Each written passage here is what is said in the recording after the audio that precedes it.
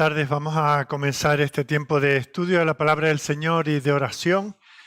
Es un gozo estar aquí con aquellos que el Señor ha permitido que puedan estar. También saludamos a aquellos que nos siguen desde sus casas, especialmente a los miembros de la congregación. Sabemos que otras personas de otras congregaciones nos siguen y como siempre es un gozo para nosotros teneros entre nuestra audiencia, pero esperamos que esto nos sirva como un tropiezo para que cada uno sea fiel a las actividades de su propia iglesia local. Esta tarde vamos a continuar en el libro de los jueces. Vamos a ver cómo el Señor obra en la vida de este hombre llamado Sansón, en su entorno, en su conducta y en cómo el Señor en su soberana voluntad lleva a cabo sus propósitos, incluso a pesar del carácter y de la conducta de este hombre. Así que vamos a estar en el libro de los jueces, el capítulo 14. Pero antes de leer el pasaje que hemos considerado que estudiaremos hoy, vamos a pedir al Señor que nos bendiga. Dios y Padre amado, queremos alabarte, queremos honrarte, queremos venir delante de ti, inclinarnos delante de tu presencia. Tú eres un Dios magnífico, tú eres un Dios al cual no podemos abarcar, no podemos comprender. Solo sabemos de ti lo que nos has revelado en tu palabra. Te damos gracias por ello, porque nosotros jamás podríamos imaginar un ser tan alto, tan sublime, tan maravilloso. Te damos gracias, Señor, porque lo que sabemos de ti no lo sabemos a través de tradiciones ni de ingenios humanos, sino porque tú lo has revelado y has querido que esa revelación quede plasmada en tu palabra. Te damos gracias por ella. Te damos gracias, Señor, porque a lo largo de los siglos tú la has mantenido pura, tú has dado a hombres de distintos lugares del mundo el temor, el celo por ella. La han custodiado, la han guardado, la han preservado, aún a veces hasta arriesgando sus vidas para que pudiese llegar a nosotros. Gracias, Señor, porque hoy podemos tenerla en nuestras manos, podemos entender las lenguas originales en que fue escrita, podemos, Señor, asistirnos con la enseñanza que otros han extraído de ella y podemos nosotros mismos también aventurarnos en su investigación. Y te pedimos, Señor, que nos acompañes. Gracias por darnos esta oportunidad. Gracias por los que han podido acercarse a este lugar que tú santificas con tu presencia. Gracias por aquellos que, aún teniendo impedimentos para estar aquí, pueden, con los medios que tú has provisto a tu iglesia en estos tiempos, pueden seguirnos desde sus casas u otros lugares. Sé con todos nosotros, Señor. Danos hambre y sed de ti, de tu palabra. Y, Señor, igual que nos das hambre, queremos que satisfagas esa necesidad llenándonos plenamente. Queremos, Señor, pedirte por otras congregaciones en esta ciudad tan grande, pero al mismo tiempo en tantas tinieblas, que, Señor, donde haya algo de luz, donde tú tengas una congregación que fielmente predique la palabra, atraigas allí a aquellos que han de ser tuyos, que bendigas el testimonio de tu pueblo que sale a predicar las buenas noticias de salvación en Jesucristo y que tenga fruto para vida eterna de muchos. Lo mismo te pedimos, Señor, por tu pueblo en otros lugares del mundo. Especialmente también recordamos aquellos lugares donde la oposición al Evangelio es mucho más obvia, más clara que entre nosotros. Tu iglesia, Señor, no vive tiempos de paz y de gozo, al contrario, pero sabemos que tú sigues siendo su Señor, tú sigues siendo su guía, tú sigues siendo quien la sostiene y quien la hará perseverar hasta el día que tú vengas a por ella. Señor, queremos pedirte que bendigas a aquellos que puedan estar necesitados de una manera especial, aquellos que están tal vez en sus lechos de muerte, aquellos que están solos, aquellos que están encarcelados por causa de la fe. Padre, que puedan acercarse a ti, que tu Espíritu les hable a través de tu palabra y sientan el consuelo que en esas circunstancias tan duras solo tú puedes dar. Queda con nosotros ahora, Señor, que no nos distraigamos y que estemos centrados en conocerte mejor. Te lo pedimos todo para la gloria de tu nombre y nuestro bienestar espiritual. En el nombre de tu Hijo lo hacemos. Amén. Bueno, pues como os he dicho, vamos a ir al libro de los Jueces, al capítulo 14, y en este estudio de cómo la gracia del Señor se manifiesta en la vida de este hombre llamado Sansón, hoy vamos a considerar los versículos 10 al 20. Jueces, capítulo 14, versículos 10 al 20. Y voy a dar lectura a esta porción desde la Nueva Versión Internacional, que dice así: Después de eso, su padre fue a ver a la mujer. Allí Sansón ofreció un banquete, como era la costumbre entre los jóvenes. Cuando los filisteos lo vieron, le dieron 30 compañeros para que estuvieran con él. Permitidme proponeros una adivinanza, les dijo Sansón. Si me dais la solución dentro de los 7 días que dura el banquete, yo os daré 30 vestidos de lino y 30 mudas de ropa de fiesta. Pero si no me la dais, seréis vosotros quienes me daréis los 30 vestidos de lino y 30 mudas de ropa de fiesta. Dinos tu adivinanza. Le respondieron, que te estamos escuchando. Entonces les dijo, del que come salió comida, y del fuerte salió dulzura. Pasaron 3 días y no lograron resolver la adivinanza. Al cuarto día le dijeron a la esposa de Sansón, seduce a tu esposo para que nos revele la adivinanza. De lo contrario, te quemaremos a ti y a la familia de tu padre. ¿Acaso nos invitasteis aquí para robarnos? Entonces la esposa de Sansón se tiró sobre él llorando y le dijo, me odias, en realidad no me amas. Le propusiste a mi pueblo una adivinanza, pero no me has dicho la solución. Ni siquiera se la ha dicho a mis padres, replicó él. ¿Por qué habría de decírtela a ti? Pero ella le lloró los 7 días que duró el banquete, hasta que al fin, el 7º día, Sansón le dio la solución, porque ella seguía insistiéndole. A su vez, ella fue y le reveló la solución a los de su pueblo. Antes de la puesta del sol del 7º día, los hombres de la ciudad le dijeron, ¿qué es más dulce que la miel?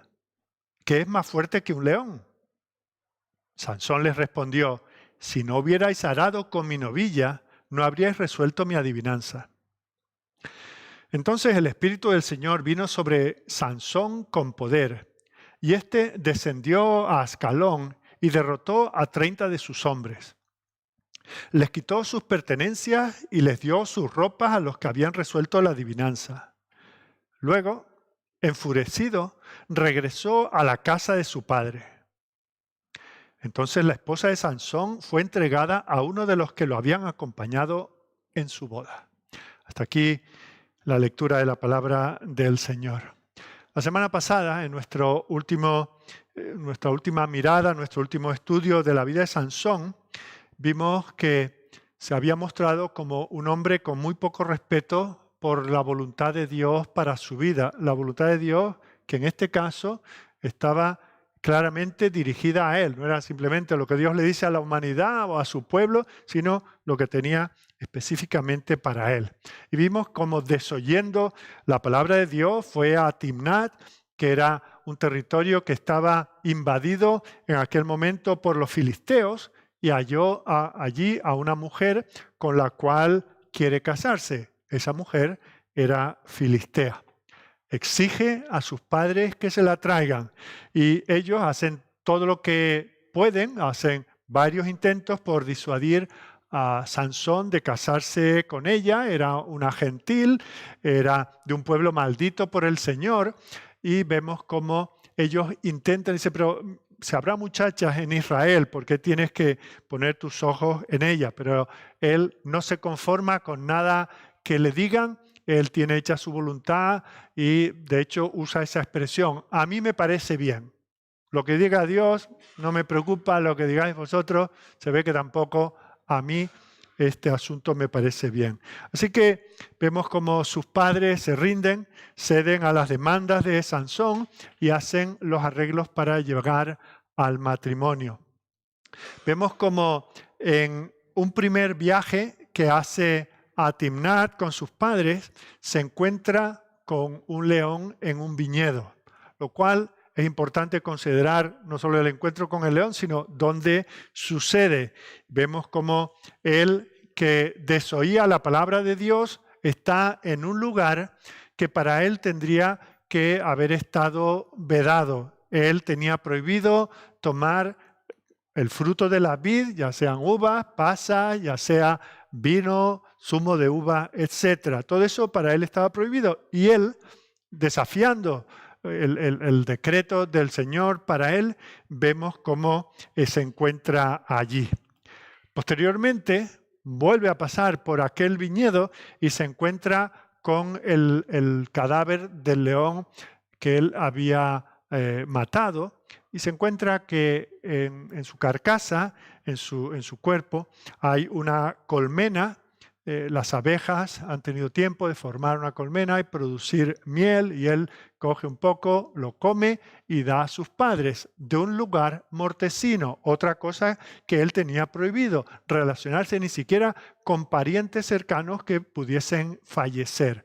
Pero vemos como él tiene en poca estima el voto nazareo al cual el Señor lo había llamado, y no solamente él mismo reta al Señor en eso, sino que también hace copartícipes a sus padres de aquello, sin decirles lo que había pasado ni de dónde había extraído aquella miel, hace partícipes a sus padres.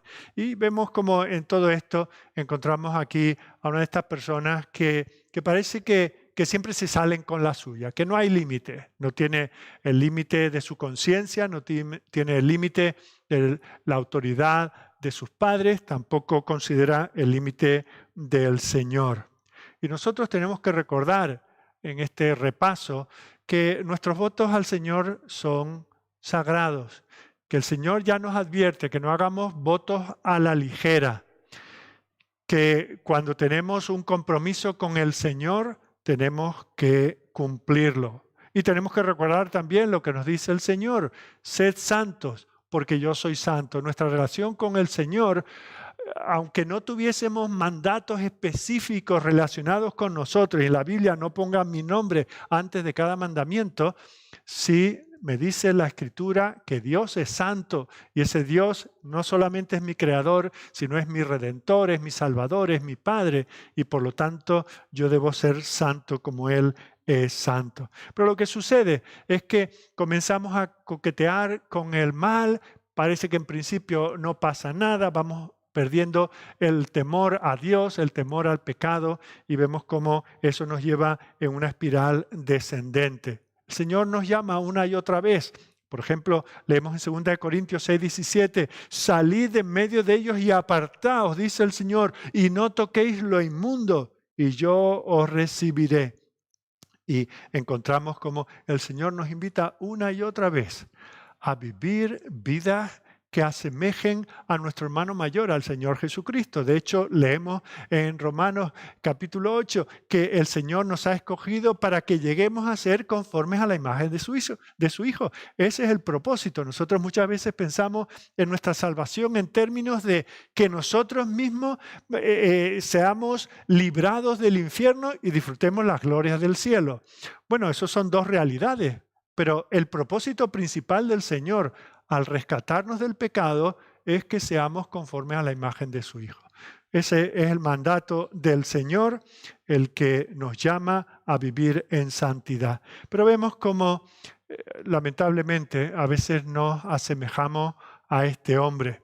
Vemos cómo la situación a la que vamos a dar consideración en esta tarde nos muestra cómo este hombre que ya ha perdido el temor del Señor no va a ir de repente a tener un avivamiento espiritual inesperado, no buscado, repentino, y va a mejorar su conducta. No, metido en esa espiral ya pierde toda esperanza de poder recuperarse. Y vemos cómo el pasaje comienza con esta familia viajando juntos a Timnat para preparar la boda.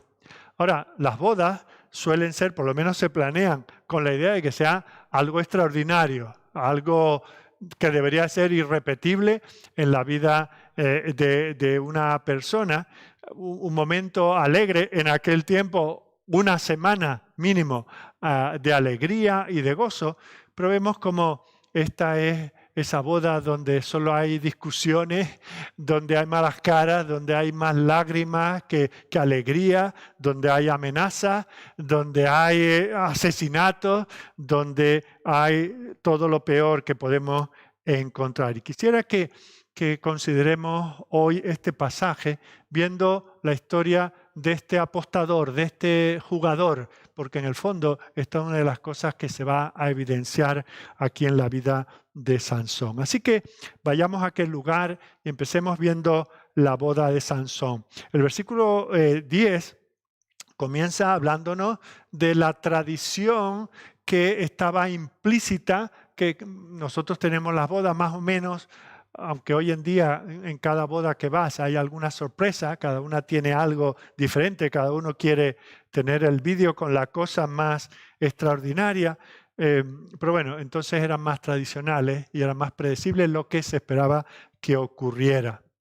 Vemos como en este caso Sansón y su familia son los encargados de costear la boda, lo cual nos puede dar una idea de que no eran las personas más humildes en aquel contexto, tenían suficiente para tener, fijaos, solamente los acompañantes del novio eran 30 hombres.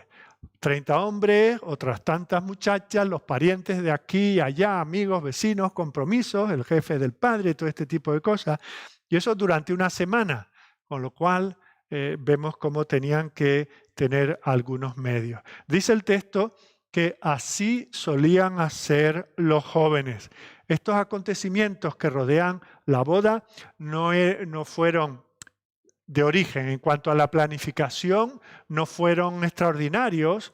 Era, en principio, como uno planea la boda, en principio era conforme a las costumbres del día. ¿Cuáles serían esas costumbres? Lo primero ya lo hemos dicho. Los padres del novio se hacían responsables de los gastos de la fiesta. Y esa fiesta vemos cómo tenía que reflejar que, vamos, no era darle un poco de pan y agua, pues había que mostrar la abundancia que había en el hogar.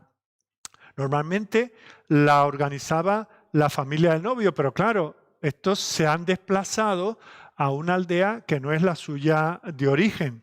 Vemos cómo también implicaba la entrega de una dote para la familia de la novia, que en un sentido, pues perdían una hija y también perdían mano de obra en aquel hogar. Así que por eso se hacía un regalo generoso a los padres.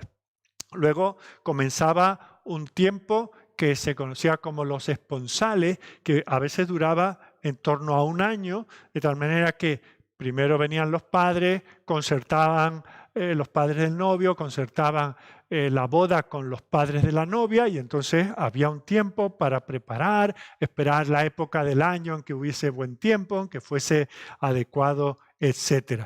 Y durante ese tiempo el novio iba preparando su casa, el lugar donde habría de vivir ya independiente de sus padres en su nuevo hogar con su esposa. La esposa, por otro lado, estaba en ese tiempo preparando su ajuar, creo que se llama, ¿verdad? Su guardarropa nupcial, los vestidos que durante aquella semana habría de ir vistiendo y así esperaba a la llegada del novio.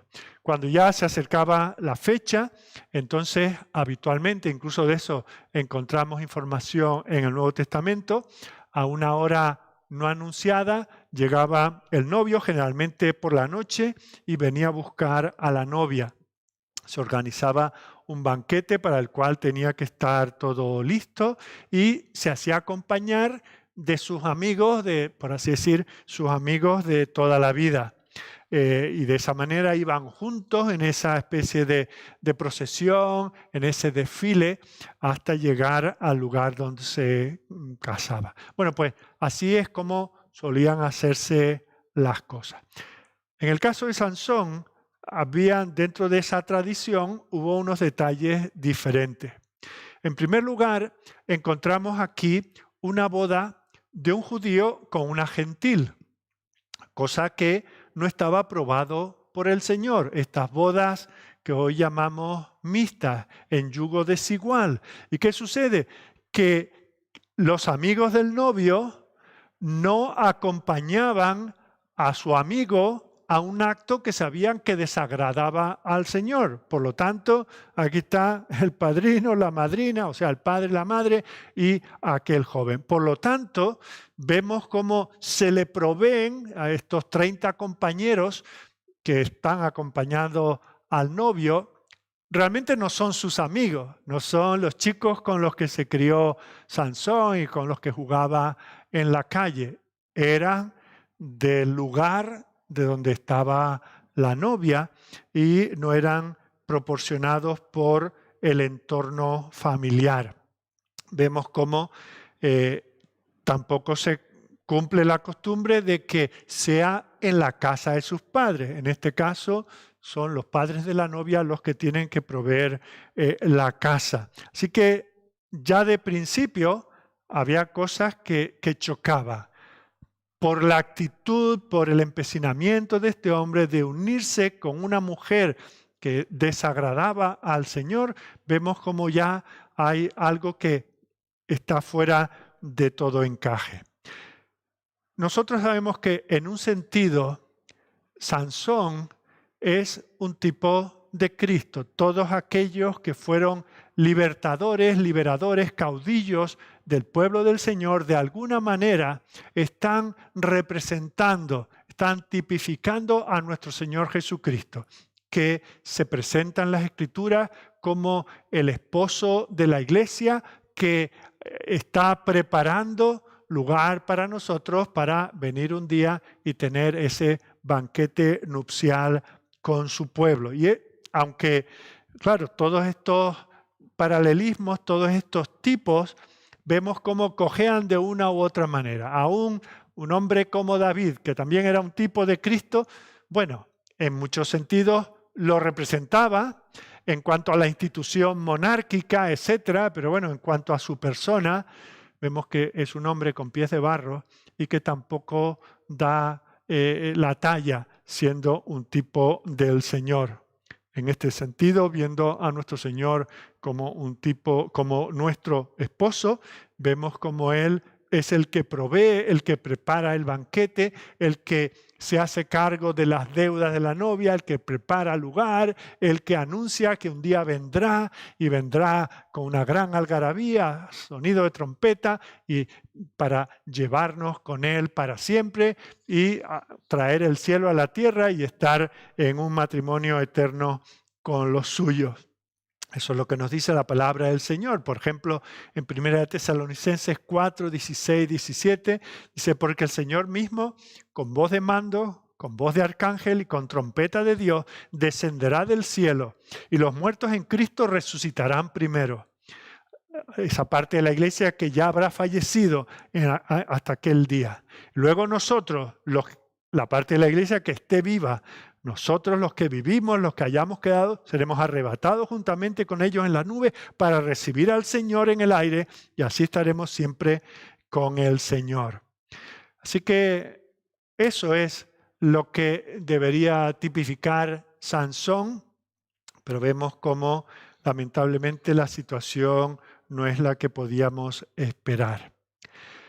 Continuando con el relato, fijaos que en este versículo 10 con el que hemos comenzado, se habla de un banquete. Y la palabra que se utiliza ahí para banquete justamente se refiere a un banquete alcohólico. Ahora, no quiero que penséis que allí solo había bebidas alcohólicas, pero la palabra en sí implica, es de la familia de las palabras que implica que era una fiesta que se preparó en la cual el autor bíblico ha querido dejar marcado que no era un banquete de abstemios, no, era un banquete alcohólico.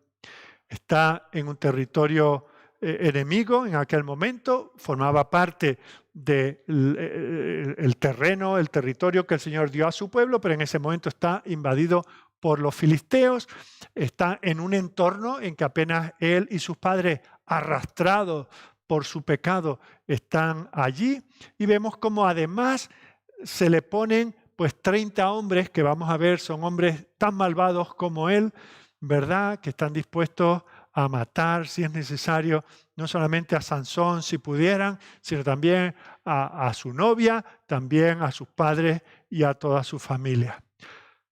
En un sentido, esto parece una boda de la mafia, ¿verdad? Esto es algo donde hay que guardarse mucho las espaldas. Él había sido llamado a consagrarse al Señor, lo vimos en el capítulo 13, versículos 3 al 5.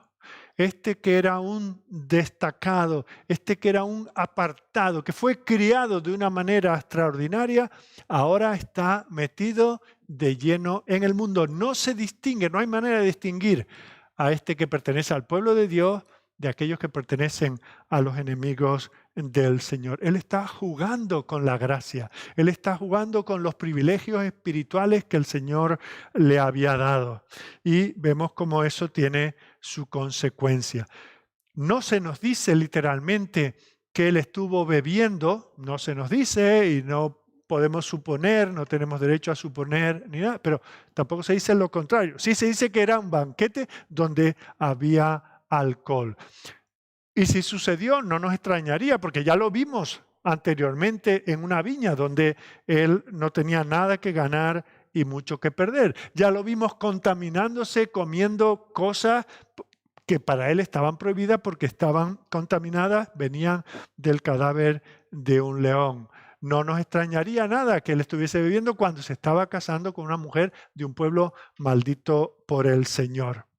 El problema de lo que sucede aquí es lo que nos sucede a nosotros cuando, como veíamos la semana anterior, cuando vamos desatendiendo las señales de alarma, las barreras de precaución, todas esas indicaciones que el Señor nos da del peligro en que estamos corriendo, si no escuchamos, si no prestamos atención a la primera, no lo vamos a hacer a la segunda, a la tercera, etcétera.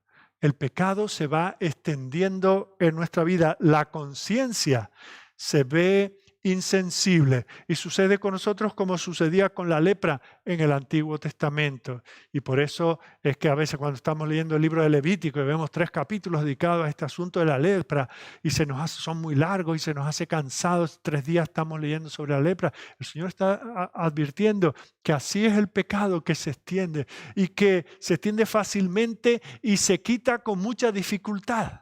Y es necesario sacrificio, es necesario el aislamiento, es necesario venir a pedir perdón al Señor. Este hombre no hace caso y el pecado se va extendiendo en su vida. Tengamos cuidado, porque si nosotros convivimos con el pecado y nos acostumbramos a él, lo que en principio nos huele muy mal, tiene muy mala vista, nos desagrada como suena, con el tiempo nos acostumbramos a estas cosas y eso nos prepara para caer en otros hábitos de vida que pueden llegar a nuestra destrucción. Así que esa es la boda que tuvo que haber sido y ahora vamos a ver la boda que sucede. Después de ver esos preparativos, vamos a ver la puesta de Sansón. No sabemos por qué, la Biblia no nos dice por qué este hombre le propuso ese enigma, esa pregunta, ese juego a aquellos sus compañeros. Posiblemente el orgullo, porque en el peor de los casos, si se descubría, ahí tenían a uno que había matado a un león. No sé cuántos de aquellos 30 jóvenes, seguramente ninguno, habían estado ni siquiera cerca de un león. Tal vez él creía que era el más listo de todos. Él creía que podía obtener ventaja de su situación. Tal vez lo hizo simplemente como un joven queriendo hacer un juego de jóvenes, por entretenerse en la boda. Dirían unos chistes, se echarían unas risas y a él se le ocurrió este asunto. Pero fijaos que él ahora está con aquellos 30 que se les llama amigos, que ya digo que no eran amigos de pega, eran puestos allí por la familia de la novia, posiblemente para estar echándole un ojo a ver qué hacía este hombre. Pero fijaos cómo esto que comienza siendo algo que parece divertido, es precisamente jugar con aquellas cosas, esos acertijos. Era jugar con cosas que eran manchadas por el pecado. Él había pecado en aquel asunto y ahora no solamente no tenía mala conciencia de ello, sino que hacía chiste de aquel asunto. Fijaos que esto, lamentablemente, lo vemos también en nuestros días y muchas veces entre cristianos, ¿verdad? Con lo horroroso que es un matrimonio destruido. Y como nos han contado un chiste sobre unos que se separan, pues nosotros repetimos ese chiste. Y como nos han contado un chiste sobre uno que está con la mujer del otro, pues es que te ríes tanto que le perdemos el sentido al pecado que eso implica, a la tragedia que supone un adulterio. Y hacemos chistes de eso.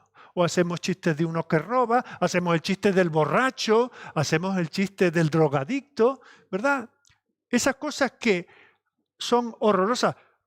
Para limpiarnos de ella, nuestro Señor Jesucristo no hizo ningún chiste. Él tuvo que ir a la cruz. Pero nosotros le perdemos el respeto a la horrible pecaminosidad del pecado y hacemos un chiste, en este caso una adivinanza de ello. Y eso nos debe hacer pensar cómo podemos nosotros llegar al punto de coquetear con el pecado de esa manera. A lo que Dios ha llamado profano, nosotros lo hacemos motivo de chiste. ¿Cómo podemos hacer chistes del cielo? ¿Cómo podemos hacer chistes del infierno? ¿Cómo podemos hacer chistes a veces de situaciones que aparecen en las Escrituras? ¿Cómo podemos hacer bromas con cuestiones que tienen que ver hasta con el Señor Jesucristo en la cruz? Lo de Cristo en la cruz no fue vacaciones en Canarias. Aquello fue lo peor. El Dios 3 veces santo hecho pecado por nosotros. Cuando perdemos la seriedad de la pecaminosidad del pecado, podemos vernos queriendo no solamente hacer chistes, sino queriendo obtener ganancia de este asunto. Pidamos al Señor que no permita que nuestra conciencia quede cauterizada o se endurezca o se haga insensible para que nosotros nos veamos en situaciones como esta. Fijaos que el Señor lo que quiere que nosotros hagamos es que cuando nos veamos en situaciones donde el pecado nos rodea, el pecado de otros o el pecado en nosotros, aprovechemos para examinarnos. Y o bien digamos, Señor, gracias porque me has librado y hasta aquí me mantienes lejos de ese pecado. Oh Señor, gracias porque aun cuando he caído, tú me has restaurado. Esa es la manera en que nosotros debemos tratar con el pecado. Mirad lo que se dice, por ejemplo, del rey Josías. Dice en 2 Reyes 22, 19. El Señor le dice, tu corazón se enterneció y te humillaste delante de Jehová cuando oíste lo que yo he pronunciado contra este lugar y contra sus moradores, que vendrían a ser asolados y malditos, y rasgaste tu vestido y lloraste en mi presencia. Y dice el Señor, yo también te he oído. Eso es lo que tenemos que hacer. Ante el pecado, avergonzarnos.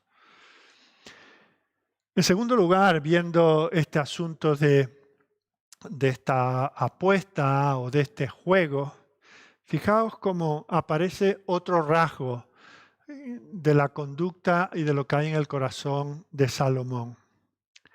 Hace una apuesta que en principio parece simple, pero fijaos que no solamente los involucra a ellos, sino que va a involucrar la vida de otras personas.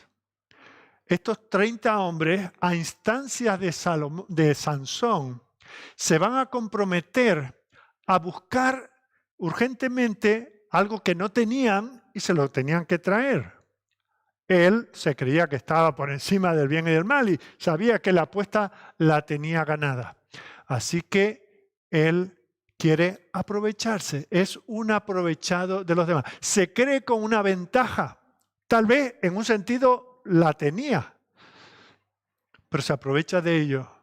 No ama a su prójimo, no respeta a aquellos hombres, ni siquiera respeta a aquellos a los que le quitará la vida para suplir aquella apuesta o la pérdida de aquella apuesta. Y se habla aquí de los artículos que se juegan, que se apuestan, son ropa, básicamente las expresiones que se mencionan eran unas prendas de lino, que era lo que se usaba como ropa interior, y ropa exterior, ropa de lujo, ropa que usaban los ricos. Así que esta es una apuesta muy cara. No se apuestan a decir, bueno, pues yo durante una semana barreré tu casa y haré tu cama cada día. No, apuestan muy alto. Sansón quiere ganar mucho dinero en poco tiempo. Y tiene todas las características del juego, de los juegos de azar, ¿verdad? Está intentando tener una gran ganancia con muy poca inversión. Y eso es lo que sucede con las loterías y todas estas cosas. Te ofrece, además, en nuestro país, donde además hay una organización que se supone que ayuda a personas con unas discapacidades físicas. Y claro, ¿quién va a decir que no a eso? Para decir, no, yo no lo compro por el dinero, sino por ayudar a esta persona que está necesitada. Bueno, pues si eso es lo que cree, pues ayúdale a la persona, pero no entres en ese juego. Es, aparte de que es el impuesto de los pobres, es la manera en que el Estado recauda de aquellos que no pagan impuestos, en el fondo es un robo consentido. Todos están dispuestos a perder un poco con tal de quedarse con un montón que entre todos juntan, que entre todos amontonan. Y da igual que sea por un cupón, ya da igual irse a Las Vegas y gastarse $1.000.000 o jugar al golf y apostarse €1 por cada hoyo. El Señor nos dice que detrás del amor al dinero, porque nunca es si ganas te voy a regalar esto. No, siempre hay ese deseo de obtener mucho. Es un robo entre todos. Alguien se va a quedar con todo eso. Y es cierto que la Biblia en ningún lugar dice no jugarás, no lo dice, ¿verdad? Pero sí nos dice lo que está detrás, lo que motiva a estos juegos de azar. Es el amor al dinero. Fijaos que el dinero en sí no es bueno ni es malo. Es una de esas cosas, esas diáforas, esas cosas que son neutrales, pero que uno las puede llevar a mal. Y dice, lo malo no es el dinero, sino el amor al dinero. Primera de Timoteo 6:10. Porque raíz de todos los males es el amor al dinero, el cual, codiciando algunos, se extraviaron de la fe y fueron traspasados de muchos dolores. Parece que este versículo hubiese sido escrito pensando en Sansón y en la situación que había vivido el día de su boda. Dice también en Hebreos 13:5, sean vuestras costumbres sin avaricia, contentos con lo que tenéis ahora, porque Él dijo, no te desampararé ni te dejaré. El Señor nos llama a confiar en Él, que es el Dios de la providencia, y no esperar un día, usando el lenguaje popular de nuestro día, dar un día el pelotazo, ¿verdad? Hacernos ricos de repente. Mirad cómo el Señor nos llama. Ya digo, no usa esa expresión, prohibidos los juegos de azar, etc. Pero mirad lo que dice en Proverbios. Proverbios 13:11. Las riquezas de vanidad disminuirán, pero el que recoge con mano laboriosa las aumenta. No tenemos más que oír los testimonios de esas personas que ganaron la lotería en una ocasión y tardaron más en ir a cobrarlo que en gastarlo. Eso les trajo disgusto. Perdieron en ocasiones su matrimonio, perdieron su patrimonio, perdieron amigos que todos esperaban ser invitados, que se les repartiera, etc. El que recoge con mano laboriosa, poquito a poco, ahorrando, siendo buenos administradores, quien tiene ese tipo de relación con las ganancias materiales, ese aumentará su riqueza. Proverbios 23:5 se formula esta pregunta: ¿has de poner tus ojos en las riquezas siendo ningunas? Porque se harán alas como las alas del águila y volarán al cielo. Y en Eclesiastés, el predicador, en el capítulo 5, versículo 10, dice: el que ama el dinero no se saciará de dinero. Ama el dinero y nunca tiene suficiente. Y el que ama el mucho tener no sacará fruto. También esto es vanidad. ¿Cuánto mejor es confiar en el Señor, confiar en su provisión, confiar en las fuerzas mentales y físicas que Él nos ha dado para trabajar y no buscar el dinero apostando, tirando nuestro dinero? Pero bueno, Sansón, volviendo a su caso, después de ver estas directrices bíblicas, vamos al caso de Sansón. Como dije antes, seguramente él pensó que nunca perdería la apuesta. Él calculó, el cálculo de probabilidades era ínfima la posibilidad de que él perdiera. Así que él ya estaba pensando qué haría con aquellos 30 trajes nuevos. Claro, él era un tramposo, era un ventajista, pero no las tenía todas consigo. Él no conocía a aquellos hombres y no sabía de qué eran capaces aquellos hombres que van a acudir a la extorsión, a la amenaza. Él se encuentra en medio de una mafia y se ha jugado los cuartos con ellos, ¿verdad? Así que, como no están, pues será esto, será lo otro, que si tal, ¿y tú qué piensas? No, esto sí, esto no. Le iban con una propuesta, no, fallaban. Él cada vez se veía ya pensando que durante un mes se podría cambiar de ropa todos los días sin repetir, ¿verdad? Pero claro, estos son muy astutos. Entonces van por el punto más débil, van por vía de su novia, de su futura esposa, y la amenazan y la extorsionan. Tienes que conseguir que Sansón te dé la respuesta al acertijo. Y ella, claro, por miedo, empieza a insistirle. Fijaos, tal como se describe aquí, aquella semana no fue de fiesta, era uno solo pensando en sí mismo, los otros pensando cómo vengarse de él y no ponerse en vergüenza. La novia llorando, los padres amenazados de que les podían cortar la cabeza. Tremendo, ¿verdad? Él no amaba a aquella familia, él no amaba a aquella esposa, no, amaba a los suyos. Aquella chica ya no era feliz, haciéndole pucheros, ¿verdad? Hasta que le dice: es que tú me aborreces, tú no me amas, Sansón. Me estás poniendo en apuros, estás poniendo en peligro mi vida y la de mi familia. Y vemos cómo la fiesta se ha arruinado. Esto es cualquier cosa menos el escenario de una boda. Y vemos cómo él pues tampoco era el hombre con la mayor de las paciencias, dispuesto por amor a aquella mujer. Se ve que amor poco tenía, atracción toda seguramente, pero vemos como esa gota continua, y Sansón dímelo, y cariño dímelo, y porfa dímelo, anda Gordi dímelo, ese tipo de cosas cariñosas que se dicen los novios, ¿verdad? Y él, no, porque decirlo era perder la apuesta y tener que conseguir aquello que él pensaba ganar y tener que trabajar por ello. Así que tanto insiste que acaba contándoselo a ella y ella se lo cuenta a aquellos supuestos amigos. Y es interesante cómo él la describe en el versículo 18. Si no hubieses arado con mi novilla, fijaos, él la ve a ella, la que tenía que ser su amada, la ve pues como una novilla loca, salvaje, ¿verdad? Impredecible, terca. Fijaos, todo sucede porque él desoyó la voz del Señor. Se le metió entre ceja y ceja una mujer filistea.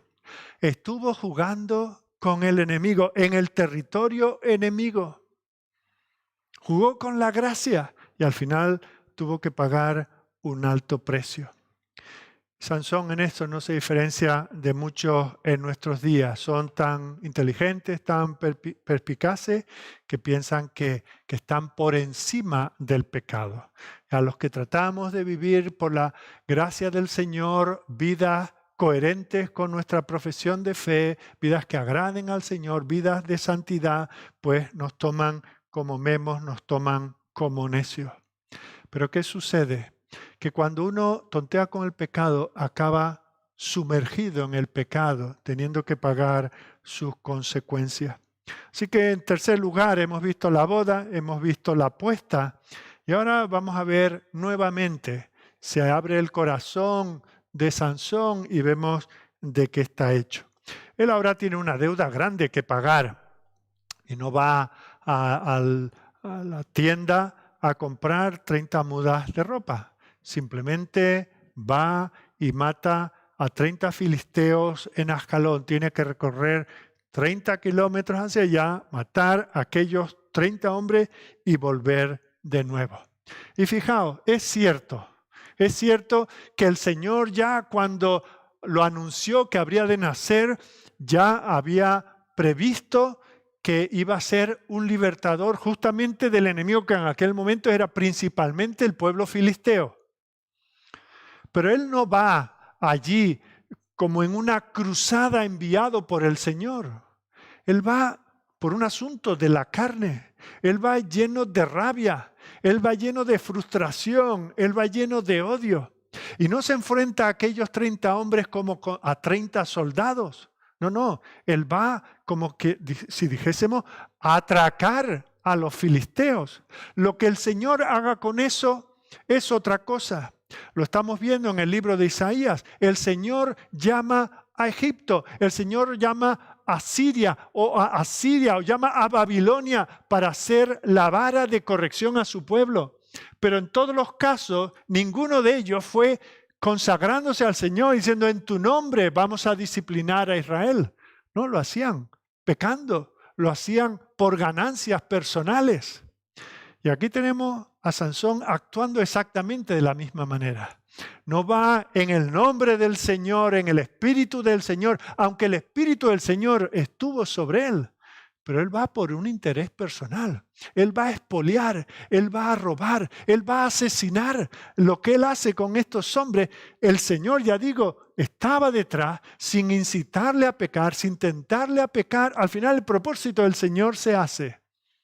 Pero fijaos, en él solamente hay pecado, de principio a fin. Cuando el Señor nos llama a nosotros a ser mansos, a ser humildes, somos bienaventurados cuando por su causa nos vituperan y nos persiguen y dicen toda clase de mal contra nosotros. Su situación no es la de aquellos que tienen una justicia mayor que la de los escribas y fariseos. Este es un hombre que, según va andando, va pecando, ¿verdad? ¿Qué es lo que nos llama el Señor a hacer a su pueblo? En el Sermón del Monte leemos, por ejemplo, Mateo 5:43 en adelante. Oíste que fue dicho, amarás a tu prójimo y aborrecerás a tu enemigo. Por cierto, esa parte era de creación propia de la tradición de los hombres, no del Señor.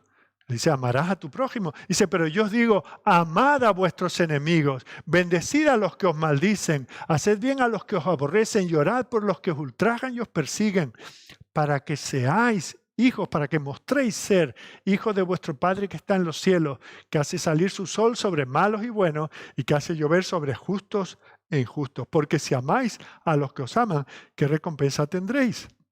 ¿No hacen también lo mismo los publicanos? Y si saludáis a vuestros hermanos solamente, ¿qué hacéis de más? ¿No hacen también así los gentiles? Sed pues vosotros perfectos, como vuestro Padre que está en los cielos es perfecto. Cuando nosotros tenemos problemas en el corazón, como tenía Sansón, no actuamos en santidad. No estamos reflejando a Cristo, no estamos glorificando a Dios. Esto no era una avanzadilla de la guerra santa del pueblo de Dios contra los filisteos. Esto era un asunto que comenzó siendo personal, familiar, de gente de una aldea con gente de la otra, y luego los que pagan son los vecinos que están allí. Fijaos, aquí hay un espíritu vengativo, implacable, odioso, mezquino. ¿Y cuál es el resultado de todo esto? Fijaos que él va allí de mala gana, paga su apuesta de mala manera y vemos cómo regresa a su casa. Fijaos, cuando sus padres le dijeron, esta muchacha no, mira cuántas chicas hay en Israel, no, quiero esta, a mí me parece bien, no quiero otra, no me traigáis a otra. Y ahora lo que tanto amaba, por lo que tanto se desvivía, aquello por lo cual llevó a sus padres a pecar, ahora ya no la quiere.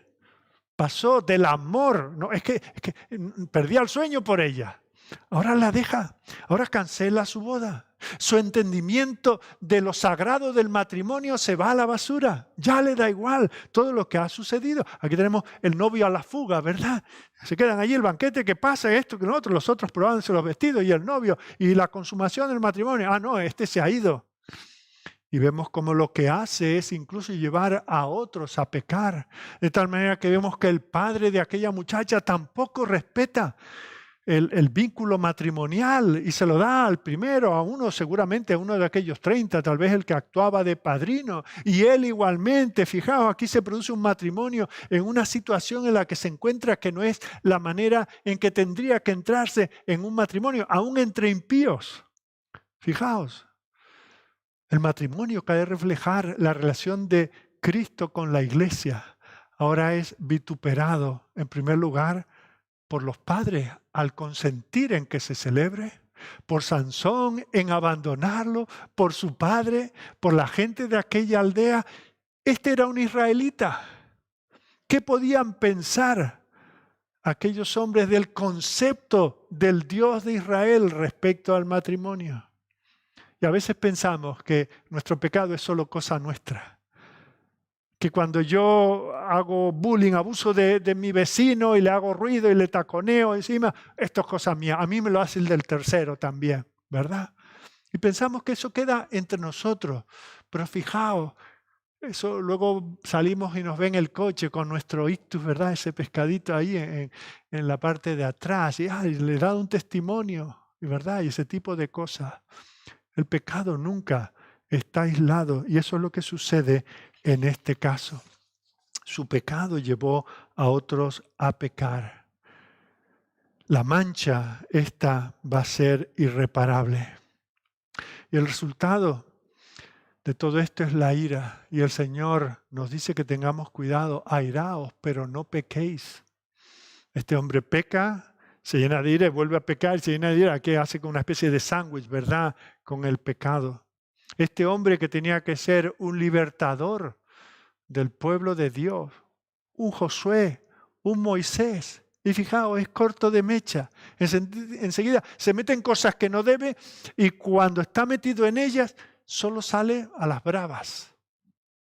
Y este habría de ser. Y por eso cuando veamos su continuidad y su final, podemos darnos cuenta que libró al pueblo de Israel de los filisteos, pero no como otros que durante su ministerio estuvieron hasta 40 años de buena relación con el Señor y de prosperidad. No, el Señor tenía un propósito, paró, simplemente fue un muro de contención para los filisteos, pero no fue un líder de Israel. No fue un ejemplo en ningún sentido, ni por esto, ni por lo que veremos en situaciones que veremos en próximas semanas. La ira es peligrosa. Destruye la amistad, arruina las relaciones. ¿Y cuál es el resultado? Pues vemos lo que pasa en el versículo 19.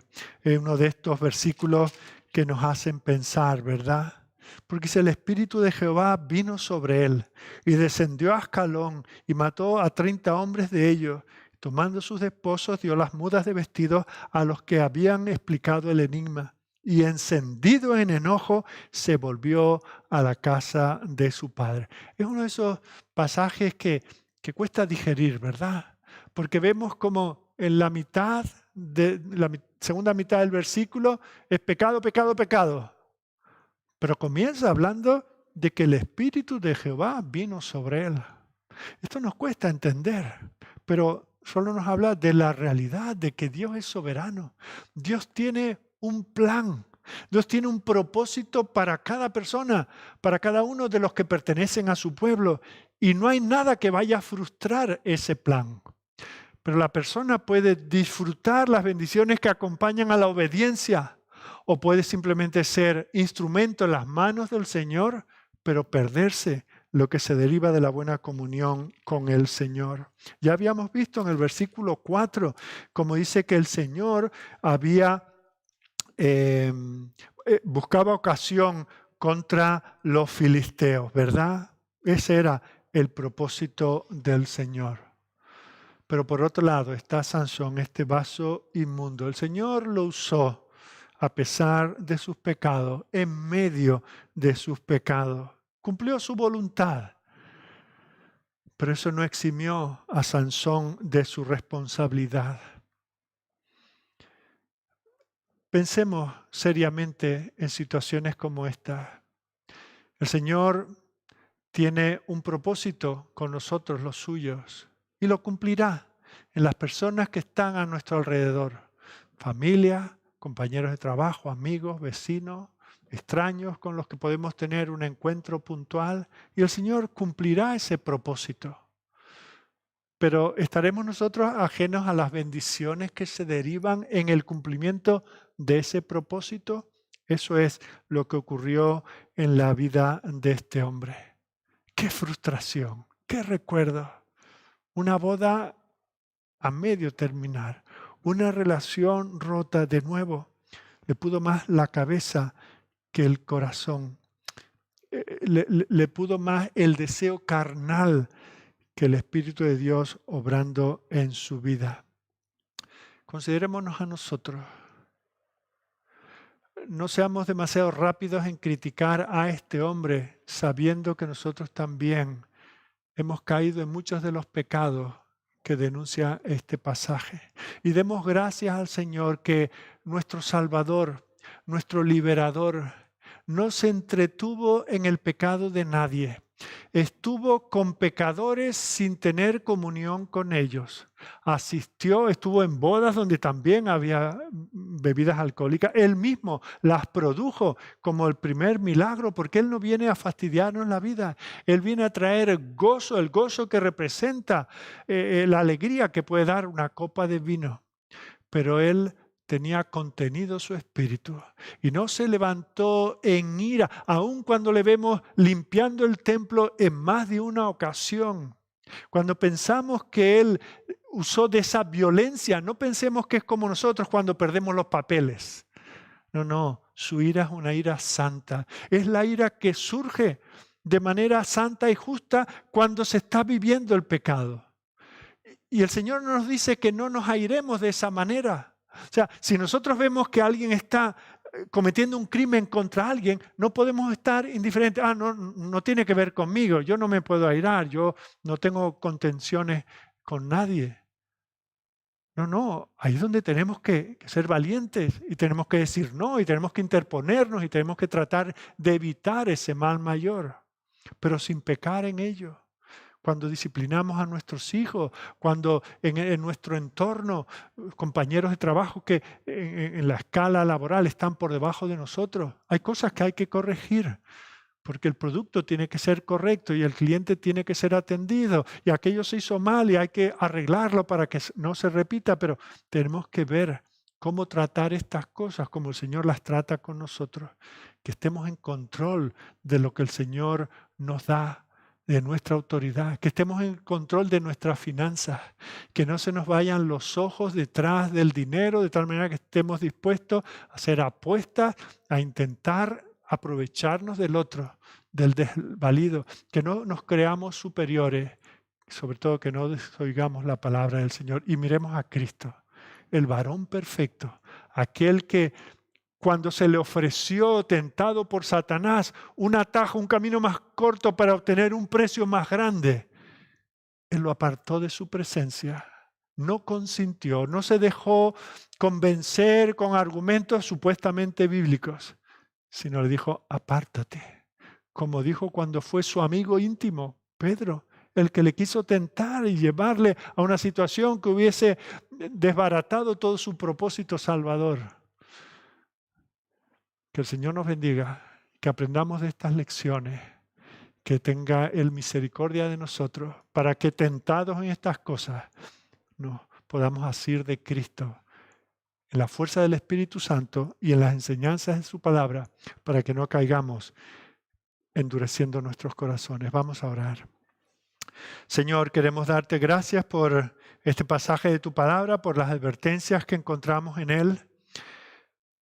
Señor, es cierto que podemos vernos reflejados, tal vez no en el extremo de Sansón, pero sí en ese camino que se va separando grado a grado de donde tú nos llamas a andar y que acaba en desastre, en vergüenza, en deshonra para tu nombre, en daño a terceras personas que nada tienen que ver con la vida que nosotros llevamos. Es en un golpe de ira que conducimos inadecuadamente y podemos atropellar a alguien. Es en un golpe de ira que podemos tratar a alguno que esté bajo nuestra autoridad. Es por un deseo de ganancia por las cuales no hemos trabajado, que somos capaces de engañar.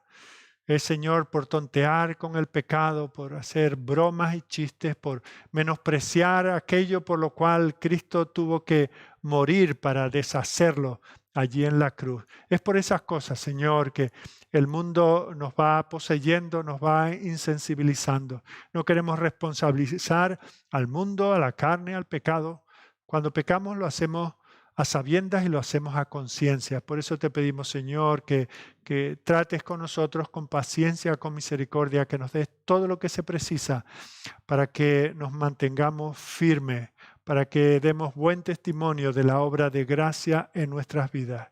Y Señor, si en esta noche tú nos has reprendido en algo, que no esperemos mucho tiempo para venir delante de ti, confesar nuestro pecado, para ser lavados en la obra de tu Hijo, para ser renovados en nuestros votos contigo y para hacer un cambio de rumbo que implica el verdadero arrepentimiento. Queda con nosotros, Señor. Bendícenos ahora en el tiempo de compartir peticiones de oración y luego llevarlas a tu presencia. Te lo pedimos todo en el nombre de tu Hijo. Amén.